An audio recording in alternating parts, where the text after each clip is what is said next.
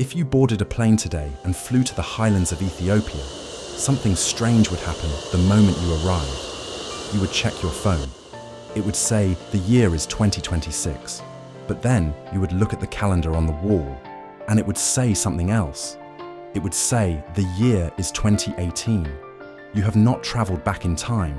You have simply crossed a border. In Ethiopia, the calendar is 7 years behind the one most of the world uses. And while your year has 12 months, theirs has 13.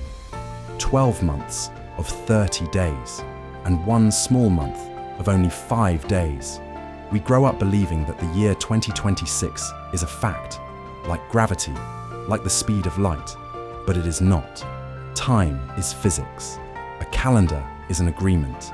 And right now, much of the world is agreeing to different versions of time. In Thailand, it is the year 2569. In Japan, it is Reiwa 8. In the Islamic world, it is the year 1447. To understand why we are living in different timelines, we have to go back. Before smartphones, before clocks, before calendars. We have to return to the first moment a human being looked up and noticed that the sky was changing.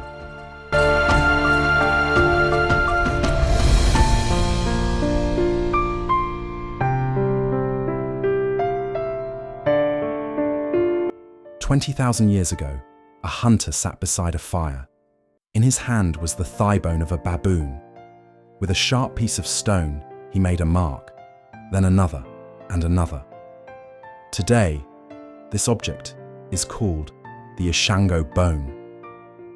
For a long time, people thought these marks meant nothing. But when they were counted, a pattern appeared. 29 marks, then 30, then 29 again. This was not random. The hunter was not counting animals. He was counting the moon. The moon was humanity's first calendar. It grew, it faded, and it returned. Every 29.5 days. For hunters, this was enough. But when humans began farming, the moon became unreliable. A year of moon cycles is only 354 days. A year of sun is 365. That 11-day difference matters. If you follow the moon alone, your calendar drifts. Seasons arrive at the wrong time. And if crops are planted too early, frost can destroy everything. Hunger forced humanity to make a decision. Do we follow the moon, or do we follow the sun? That choice would shape calendars for thousands of years.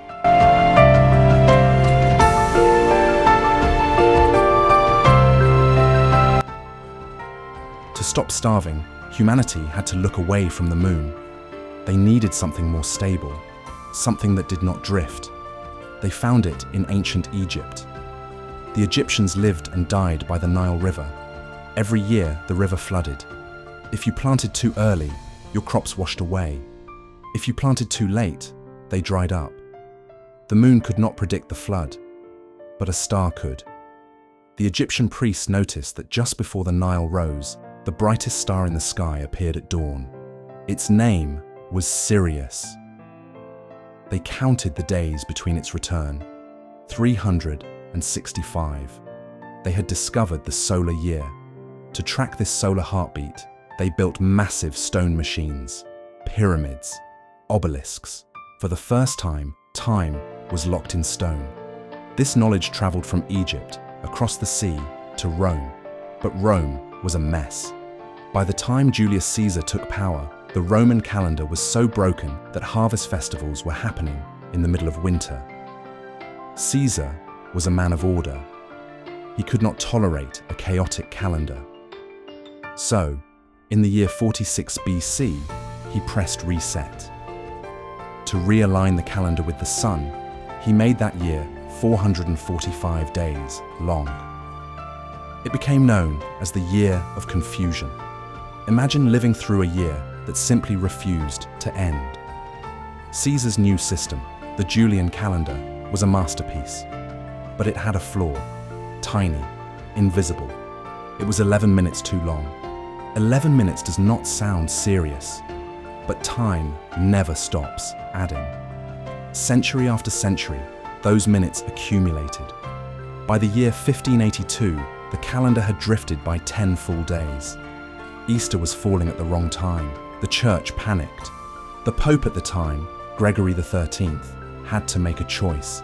To save the future, he had to erase the past. He issued a command that sounded impossible. 10 days were to be deleted. On the night of Thursday, October 4th, 1582, people went to sleep. When they woke up, it was Friday, October 15th. 10 days were gone. Birthdays vanished. Deadlines disappeared. People rioted. They believed their lives had been shortened. That time itself had been stolen. But the operation worked. The calendar we use today, the Gregorian calendar, is the result. It is a solar calendar, born in Egypt, corrected in Rome. It spread through trade, empire, and coordination. But it did not conquer everyone. While the West built a fortress around the sun, others attempted something harder. They tried to make peace between the sun and the moon.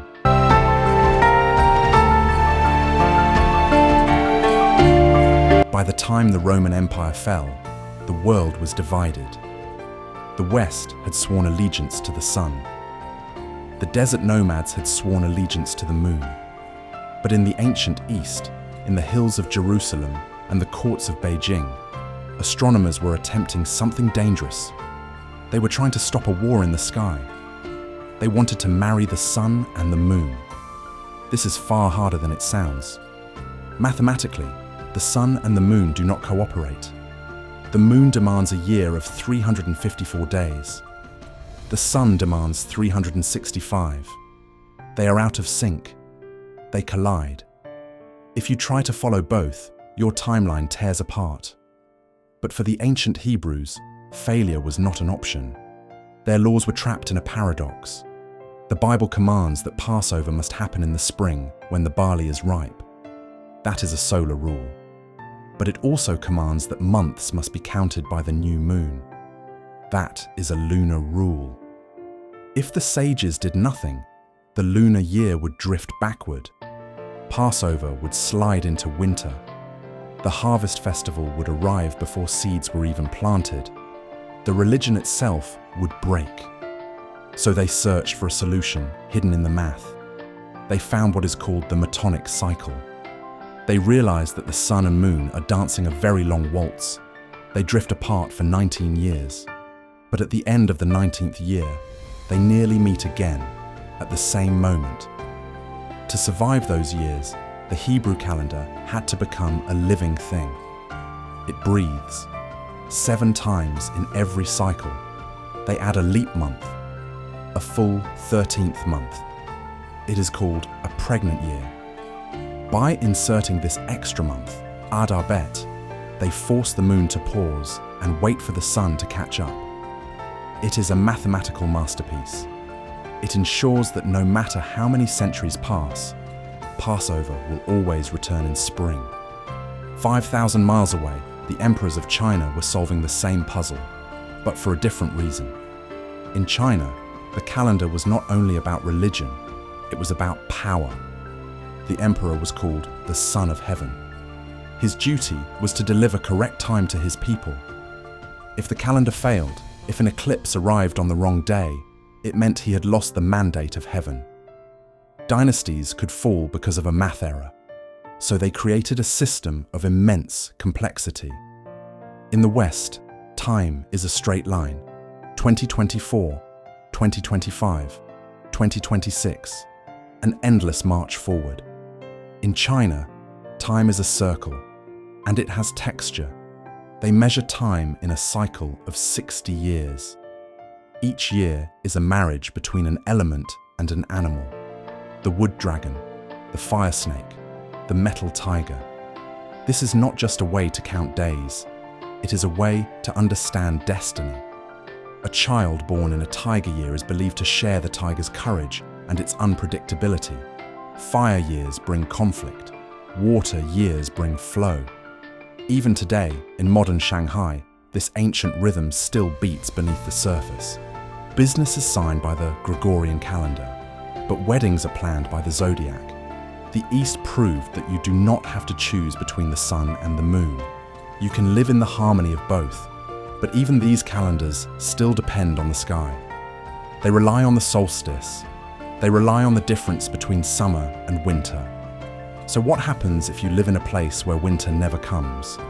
What happens if the sun stands still?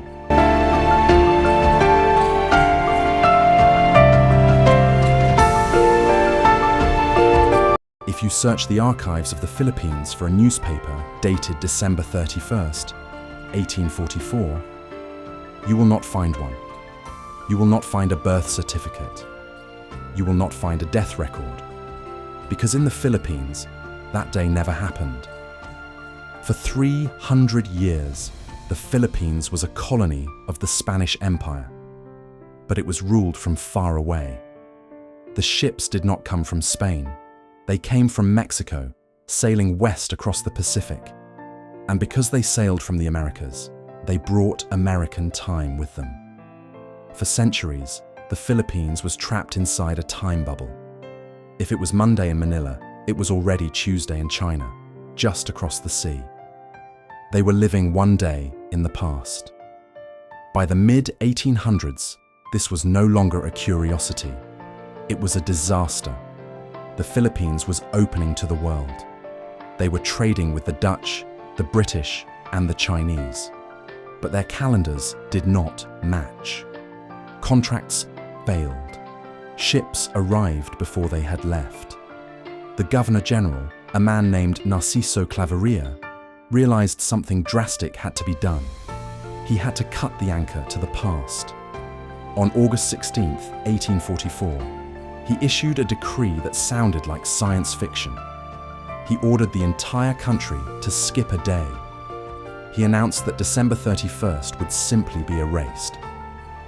On the evening of Monday, December 30th, the people of Manila went to sleep. When they woke up the next morning, it was not Tuesday, it was Wednesday. January 1st, 1845. In one night, an entire nation jumped 24 hours into the future. They erased New Year's Eve to join the rest of Asia. But while politicians in the cities were rewriting time with ink, the people in the mountains were following a different calendar, a calendar written in water. Deep in the Cordillera Mountains, the Gregorian calendar was useless. Why? Because the Gregorian calendar is built on seasons: spring, summer, autumn, winter. But in the Philippines, winter never comes. The sun is always high. The heat is always there. For a farmer, a Roman calendar does not tell you when to plant rice. It only tells you the date in Rome. So the Ifugao people, the master engineers who built the rice terraces, created something different, a biocalendar. They did not look up at distant stars. They looked down at the living earth. They waited for a sign, not a number on a page, but a voice in the forest. They waited for the tealing, a migratory bird that arrives only when the season shifts from dry to wet. When the elders heard the tealing sing, they knew. The song of the bird was the new year. It triggered a massive coordination of labor. Entire villages synchronized planting, not by decree, but by instinct. It reminds us that long before apps and watches, the world itself was our clock. But there are places where even nature refuses to cooperate. Places so harsh that the calendar must break the rules just to survive. Travel 4,000 miles west to the empty quarter of Arabia.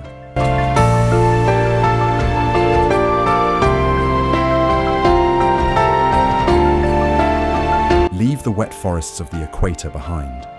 Travel 4,000 miles west into the deep silence of the Arabian desert.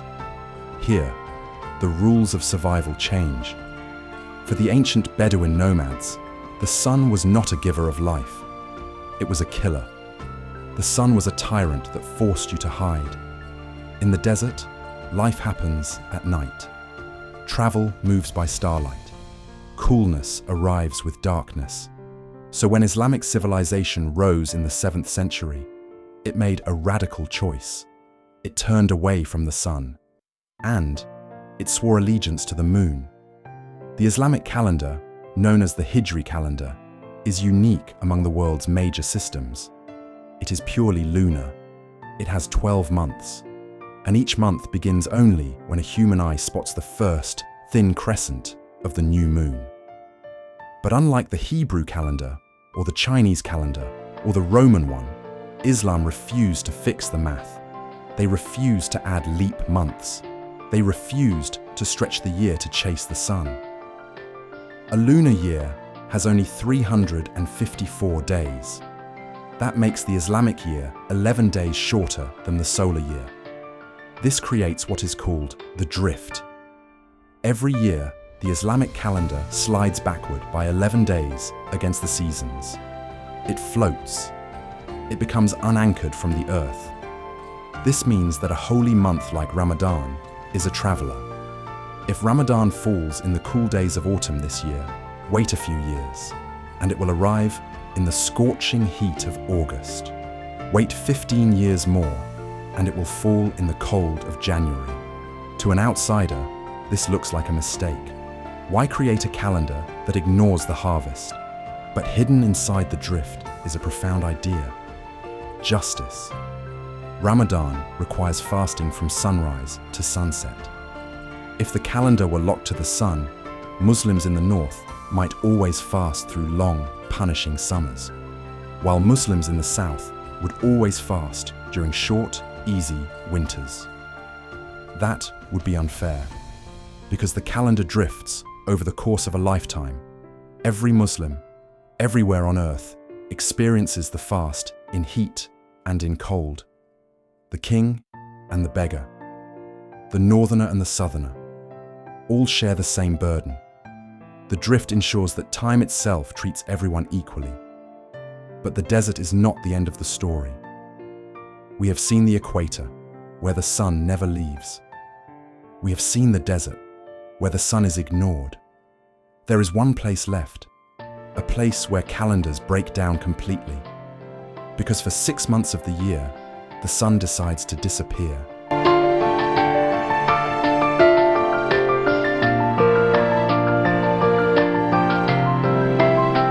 We have seen how cultures adapt to the sun and the moon, but there is a darker side to this history. There have been moments when humanity did not want to measure time. We wanted to conquer it. The most famous failure happened in 1793, during the French Revolution. The revolutionaries wanted to destroy everything from the old world: the king, the church, and the calendar. They decided the 12-hour clock was irrational, not just outdated, but wrong. So they invented something new, something cleaner, something logical. They called it decimal time. They mandated that a day was no longer 24 hours. It was 10. An hour was 100 minutes. A minute was 100 seconds. They even renamed the months. September became Vendémiaire, the vintage. November became Brumaire, the fog. It was mathematically perfect, and it was a total disaster. People hated it. Watches had to be rebuilt. No one knew when to eat lunch. No one knew when to sleep. The government forced the system on the people for 12 years, until Napoleon Bonaparte finally abolished it. He understood something simple. You can execute a king, but you cannot execute the 24-hour day. But that was not the last time a government tried to break the calendar. In 1929, the Soviet Union tried again. Stalin wanted factories to run 365 days a year without stopping. So he introduced the continuous production week. They abolished the 7-day week and replaced it with a 5-day cycle, 4 days of work, 1 day of rest. But not everyone rested on the same day.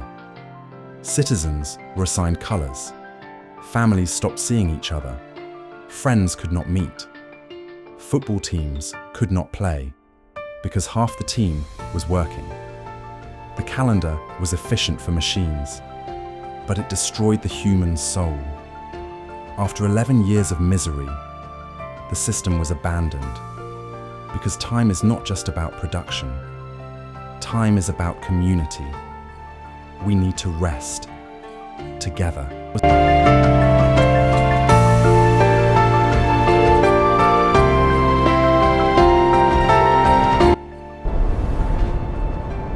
We have traveled to the equator, where the sun is king.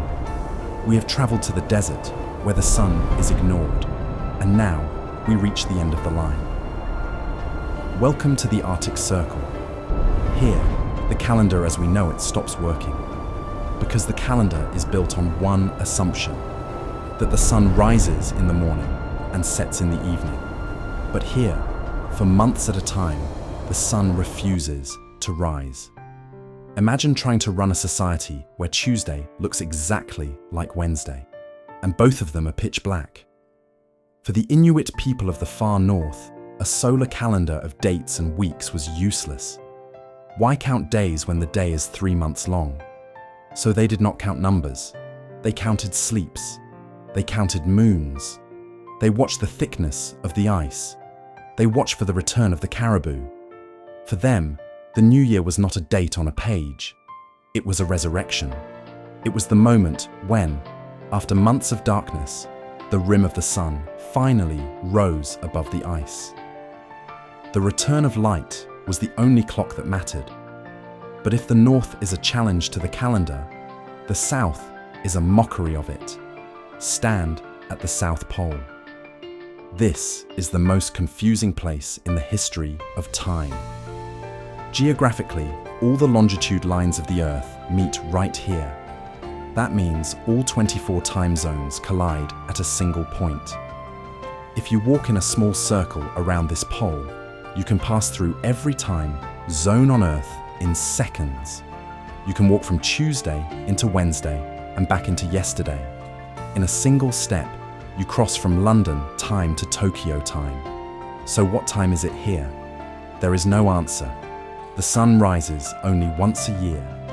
There is no noon. The scientists who live here must simply choose. The American base uses New Zealand time because that is where their supply planes come from.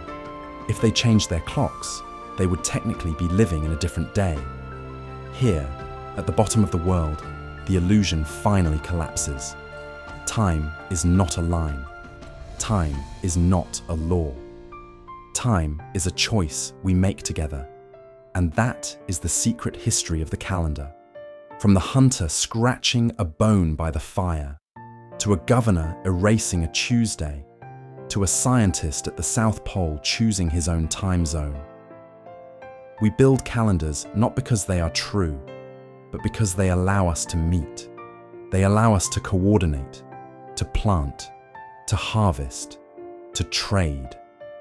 They are the invisible handshake that binds 8 billion people together. It does not matter if the year is 2026 or 1447 or the year of the snake. What matters is not the number. What matters is that we agree.